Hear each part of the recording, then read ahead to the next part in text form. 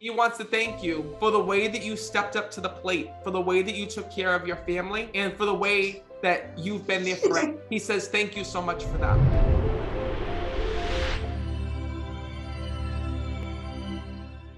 Is this your husband with you, by the way? It is. Hi, how are you? Good and yourself. This is Eric. Eric, nice to meet you. I have a soul that's coming through with you guys that passed of an overdose. Who passed of the overdose? Yeah, my It brother. was suicide. It was suicide. By the way, where are you guys from? I'm sorry, I didn't even... We're in New Hampshire. Perfect. Well, I'm glad that you're here. Your brother's here because he was coming through and saying, I'm sorry. And more importantly, your brother's coming through because this was a battle that nobody understood. Nobody understood why he died, why he did what he did, and why he acted the way that he did. And that's why he's coming through to let you know that he's here and that he's sorry. Because first of all, when I'm connecting, this is a very deep reading. And I gotta tell you something, your brother was pulling me over because for years you've been looking for answers and trying to figure out the reason on why he did what he did. And there were two factors in this. Your brother's telling me that throughout his whole life, he dealt with emotional issues here in this world. He says to me that it wasn't just depression, it was anxiety, it was fear of not being good enough. He says to me, and at the same time, he had major issues with your family as well. He talks about wanting to leave the house. He talks about wanting to move away. Do you understand that? Oh, yeah. I don't understand why he's telling me this. He's telling me there was times when your family had to track him down and go looking for him. Oh, yeah. This is weird. Like I'm getting the chills right now, literally.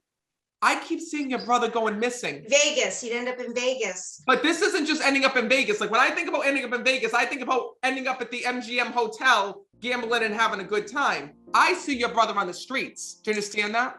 Yeah, I do. He got involved with some bad things, he's telling me. And he also got involved with some substances because he shows me that. When I'm connecting with that, his anxiety, his stress, his pain mixed with the things that he was taking, and I can't even tell you what he was taking because he was taking a lot of different things. He shows me him experimenting with medications and things, ended up causing his passing.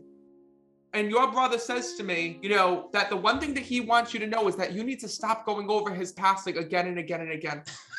Because even though you don't talk about it, and even though you don't speak about it, this is something that still haunts you about your brother. Because you feel like, well, maybe if I were to go and, you know, pull him in, maybe if I would have talked to him, maybe if I would have done this, maybe if I would have done that, he would still be here. And your brother said to me, listen, everybody tried. He shows me different family members taking him in, talking to him, he's telling me they were trying to get him a job, trying to get him work, trying to get him to work with them. Do you understand that? Yes.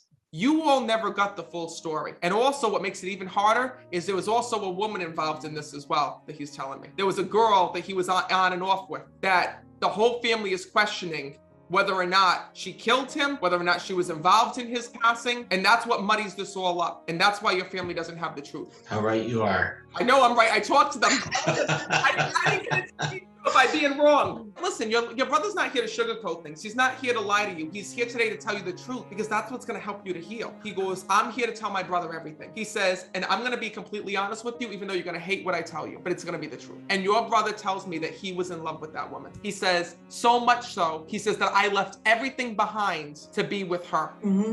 He goes, I left my family behind. I left my friends behind. And then I'm going to tell you what else happened. He tells me she cheated on him. Did you know that? No.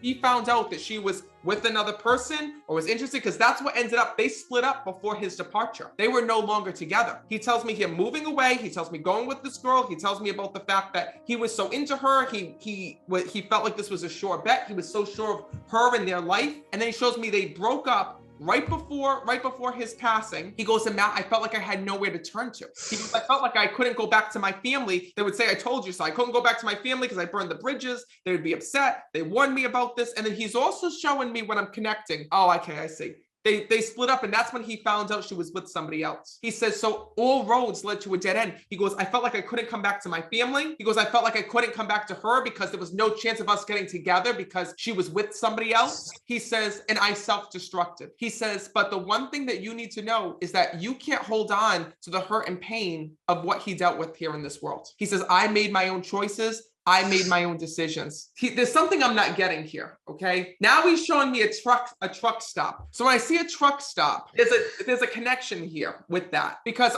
he keeps telling me I was trapped, I had no way home, and then I keep seeing a truck stop. So I'm wondering if he was hitching a ride from a trucker, or he was going from, because it's so weird that he's bringing this up. And like I said, and he's showing me truck stops. So whatever happened, I felt that he was trying to get home. And I feel like that he was hitchhiking or taking rides with people, because there's something to do with those trucks that I just can't pinpoint in this whole equation. Yeah, yeah. But know that your brother's here to say that he's sorry, to say that he should have listened, and more importantly, give you peace of mind. He says, because every day that goes by, he goes, I still watch over my family. And I want my brother to know that it's okay. So know that this is his opportunity. He's asking you for your forgiveness.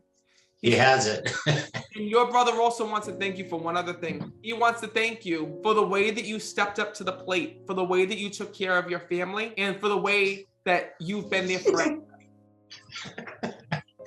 He says, thank you so much for that. He says, because I know that you did it for me. So know that you deserve this today. And that's what your brother's saying, because you've held it in for so long and you've been strong for so long with everybody, that your brother tells me, listen, today, this is about you. This is about my brother, because he always puts himself aside to take care of everybody else. He says, and I feel like all the frustrations, all the issues that he's had and the family's had was because of me. So this is my way to let him know that I'm okay. And he's also saying happy birthday. Whose birthday is it? My brother's. My Other brother. So know that he's also passing a happy birthday onto him as well, letting you know that on the other side, he sees everything, that he's still a part of your life, he's still a part of the family, and that he is okay. I really hope that this helped you today. Thank you.